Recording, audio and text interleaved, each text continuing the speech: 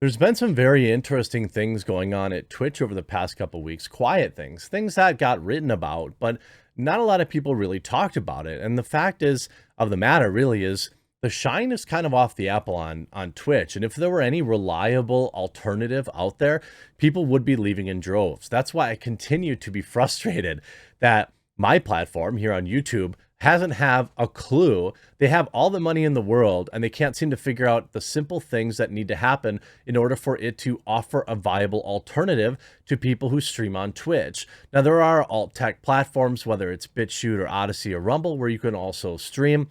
They have the same issues as YouTube. These are sites that were designed around being video content websites first and foremost, long before they ever needed to think about being a live streaming website. There were many live streaming alternatives that popped up over the years, whether it was DLive or Trovo or Mixer. All of these failed because they failed to reach critical mass quickly enough. But it wasn't because of their platform. It wasn't because of the look and feel of them, which were essentially ripped off of Twitch, was wrong. It was that they couldn't get critical mass enough to afford the bills, quite frankly. And now we've had several high-profile departures from Twitch and new quote-unquote misinformation rules, which immediately impacted right-leaning content creators and left a lot of left-leaning content creators with similar infractions totally fine. I'm sure you're shocked to hear all of that. This and more after a quick word from this video's sponsor, Private Internet Access. Huge shout out to this video's sponsor, Private Internet Access VPN. Look, it's 2022. Everyone should be using a VPN by now. They unlock content, they provide an immense amount of privacy, and much more. From a privacy standpoint, not using private internet access would be like forgetting to mute yourself on Zoom and then talking about your coworkers. For a unblocking content worldwide, watching Netflix without private internet access is like paying for an entire spa day, but only getting a facial. Private internet access unlocks content, it adds an extra layer of protection, it conceals your internet traffic, your true IP, yours alone. You can access your favorite content, region-locked content. There are thousands of worldwide server locations, and I've been working with private internet access so long, they have a massive discount for you, my subscribers, when you use the link in the description or in the pinned comment down below. So get protected, get access to all the content you deserve, and save huge by using my custom link in the description or pinned comment down below to get private internet access today. Now, back on March 5th, there's this article by Niche Gamer. Twitch now bans for quote-unquote misinformation, immediately banned 2 right-wing streamers. It was like the rule was created just for them. And, you know, it's interesting that, you know, again, there are people asking questions on all political sides of the aisle, but it's just difficult. I would have to see some real hard data that really proves that there isn't a bias there, because it sure seems like, you know, the smell test of Twitch and all these other platforms all seem to give people on the left a lot of leeway, whereas people on the right are gone immediately. Of course, this brings up the what is misinformation question, where it's like that changes daily. So if I say something that's right or correct today and the information changes in a week, are you going to ban me for content from a month ago? YouTube does that. The company updated their terms of service guidelines to focus on whatever they deem harmful misinformation actors. Twitch issued a statement addressing the situation, saying that, quote, this update will likely not impact you or the streamers you love on Twitch. Coming from this, Twitch said, our goal is to prohibit individuals whose online presence is dedicated to spreading harmful false information from using Twitch. So what does Twitch vet? How does Twitch vet misinformation?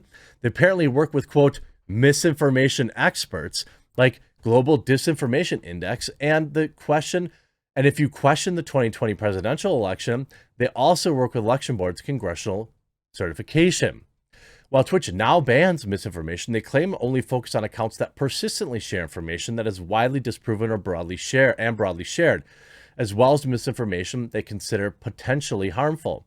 They're only focus on accounts that do all three: persistence of misinformation, how widespread it is, and if it has potentially harmful effects. Now, Nearly immediately after the new policy went into effect, popular right-wing streamers and influencers Tor and Zach Payne, hosts of the Red Pill 78 show, were banned.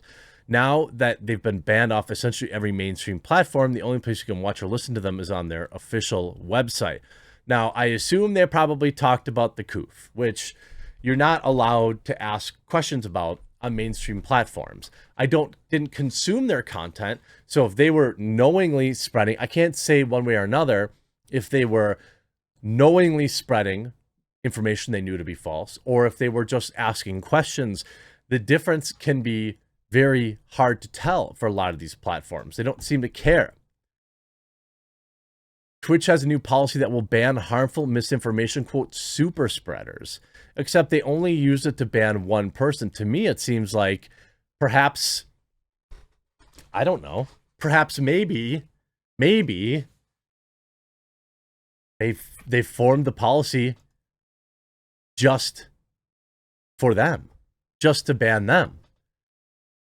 This is an article by Kotaku wash-up Cecilia D'Anastasio back from March 3rd. Amazon's Twitch suffers exodus of executives amid strategy fight. The gaming platform is losing touch with the community of game streamers, current and former employees say. Here's the thing. All you have to do is look at Twitch and know that, right? But ultimately, there's no real competition outside of YouTube, and YouTube can't get out of their own way. So they have really no incentive to make it work. Marcus DJ Wheat Graham, the head of creator development, who departed in late January, faults Twitch's approach to becoming mainstream service, which he said included hiring outsiders uninterested in the business or culture. We went down the Silicon Valley route, hiring from Facebook, from Twitter, he says, adding that many recruits had little understanding of gaming or live streaming and were unwilling to learn what the community was and why it was special. Another former employee says the customer was the content creator. If you're not passionate about the product, you're not looking at it from the customer's lens. And so you don't have the same level of empathy. Twitch remains by far the world's largest game streaming ecosystem and has little meaningful competition despite attempts by the likes of Facebook and YouTube to build rival services.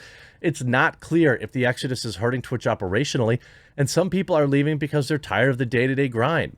Still, the departure of Graham, the COO, Sarah Clemens, and Chief Content Officer, Michael Aragon, have left a potentially damaging gap in Twitch's leadership, according to former and current employees.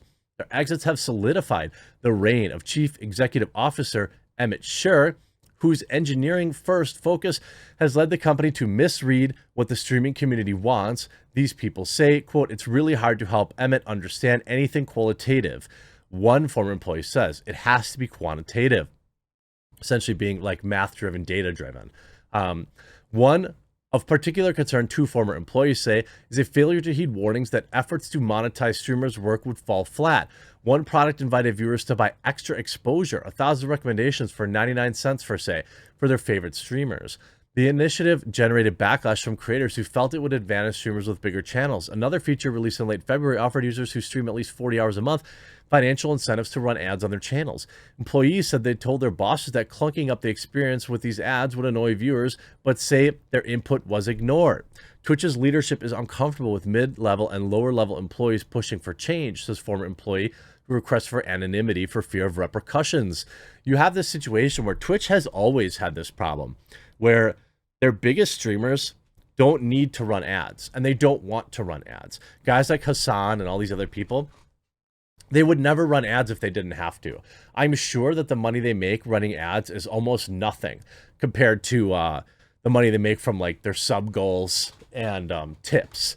So Twitch runs up into this situation where they have to have like a minimum ad requirement for their streamers, which they don't want, and users don't want to see ads on Twitch. They don't want to watch exciting gameplay interrupted by an ad. So really, they can only show ads when they're on breaks or when their user first tunes in to their stream, and it's just not enough. They're not getting enough impressions. I mean, they have the inventory, but they need to sell it. Twitch improved employee retention in 2020 and 21, and both years saw lower attrition than the company has expected historically. According to the spokesperson, Twitch hired more than 500 people last year, bringing the global workforce to 1,800. In exit surveys during the last 2 years, a majority said they would recommend working at Twitch but preferred to move on. They're probably getting burnt out. You know, that's the thing. Amazon bought Twitch, and it felt like, you know, it lost its soul. Veteran employees chaffed against the notion that newcomers could directly apply marketing or business expertise gleaned at one tech company to Twitch. I'd stand in meetings and say, I really want you to try to forget everything you know about, like Twitter, Graham says. Twitch is not Twitter, Facebook, or Pandora.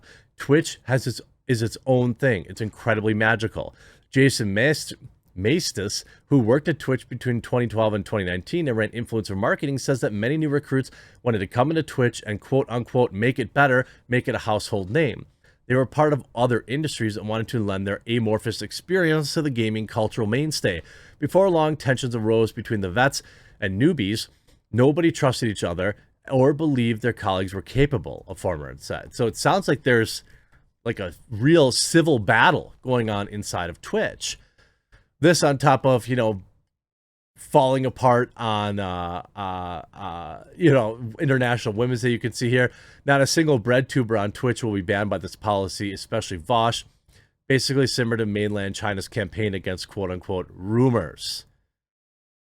It's a private company. They can do what they want. Yes, of course. I mean, more censorship is coming for Twitch and really every platform you're used to, which is why people are spending time, which is why I have the quartering.com and I started a mailing list now, because I see what's coming. Like, people are going back to old, like, I cut my teeth on email marketing and text message marketing when I was young. And like, I see value in that, like getting back, signing people up for text messages, signing people up to my email list at thequartering.com, like, so I can actually reach you. So I can say like, hey, friend, I have something important I want to say, because I can't rely on YouTube or Twitch or any big tech to really make my message heard. I hope you enjoyed this video. We'll talk to you again real soon.